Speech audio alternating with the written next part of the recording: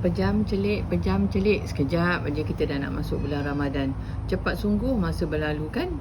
Sebelum saya terlupa, saya Puan Siti Zubaidah selaku Direktur kepada Agensi Pekerjaan Al-Amin ingin mengucapkan selamat menyambut bulan Ramadan dan selamat berpuasa.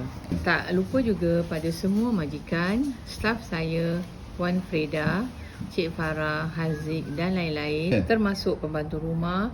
Semoga bulan Ramadan ini kita dapat menjalankan ibadah dengan sempurna. Kepada pembantu rumah, saya ingin berpesan ya, di bulan Ramadan ini silalah jaga makan minum majikan sewaktu sahur, sewaktu berbuka, anak-anak majikan dan juga lain-lain. Pada pembantu rumah juga, sila jaga kesihatan sebaik mungkin. Semoga kita semua dapat menjalankan ibadah dengan sempurna. So guys, pada majikan-majikan di luar sana yang memerlukan pembantu rumah, yang berhajat untuk mengambil pembantu rumah, sila hubungi pihak agensi Al-Amin. Thank you.